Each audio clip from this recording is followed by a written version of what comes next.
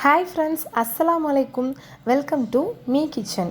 நாம் இன்றைக்கி ஒரு ஸ்டோரேஜ் டிப் தான் நம்ம சேனலில் பார்க்க போகிறோம். அதாவது தேங்காவை எப்படி ரொம்ப நாளைக்கு ஸ்டோர் பண்ணுறது, அது உடைச்சதாக இருந்தாலும் சரி, உடைக்காத தேங்காவாக இருந்தாலும் சரி, எப்படி ஸ்டோர் பண்ணுறதுன்னு வாங்க பார்க்கலாம்.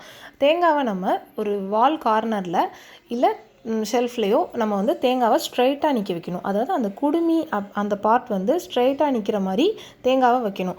சப்போஸ் தேங்காய் வந்து உங்களுக்கு இந்த சைடோ இல்லை அந்த சைடோ கீழே விழுந்துருச்சு அப்படின்னா தேங்காய் வந்து கெட்டு போயிடும். அது நேராக இருக்கிற மாதிரி நம்ம பார்த்துக்கணும். இந்த மெத்தடில் நம்ம தேங்காவை வச்சோம் அப்படின்னா தேங்காய் நமக்கு 1 வீக் வரைக்கும் கெட்டு போகாமல் அப்படியே இருக்கும்.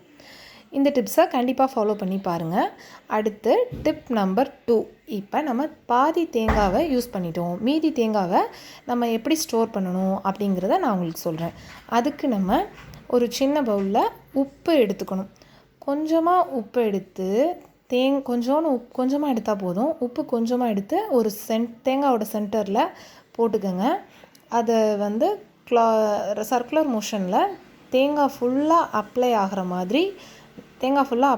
மாதிரி நல்லா அதில் அப்ளை பண்ணுங்கள். தேங்காய் ஃபுல்லாக அப்ளை ஆகிற மாதிரி பண்ணால் போதும்.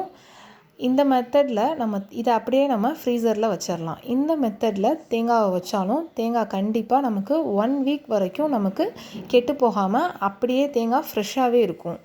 இது ஒரு மெத்தட். இந்த மெத்தடையும் நீங்கள் ஃபாலோ பண்ணி பாருங்கள். அடுத்து டிப் நம்பர் 3. இது வந்து தேங்காவை குட்டி குட்டி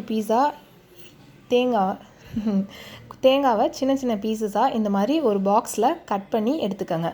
1 கப் நல்ல தண்ணி எடுத்துக்கோங்க. அந்த 1 கப் நல்ல தண்ணியை அந்த பாக்ஸில் தேங்காவை மேலே இருக்கிற மாதிரி தண்ணியை ஃபுல்லாக ஊற்றி வைங்க. தண்ணியை ஃபுல்லாக ஊற்றிட்டு இதை நம்ம என்ன பண்ண போகிறோம், ஆனால் அப்படியே நம்ம இந்த பாக்ஸை நல்லா மூடிட்டு நம்ம ஃப்ரீசரில் வைக்க போகிறோம். இந்த மாதிரி மெத்தடில் நம்ம ஃப்ரிட்ஜில் வைக்கும்போது தேங்காய் நமக்கு 10 டேஸ் வரைக்கும் கெட்டு போகாமல் அப்படியே இருக்கும். இந்த மெத்தட் கண்டிப்பாக ஃபாலோ பண்ணி பாருங்கள். நம்ம சேனல் பிடிச்சிருந்துச்சின்னா கண்டிப்பாக லைக் பண்ணுங்கள், ஷேர் பண்ணுங்கள், சப்ஸ்கிரைப் பண்ணுங்கள். தேங்க்யூ.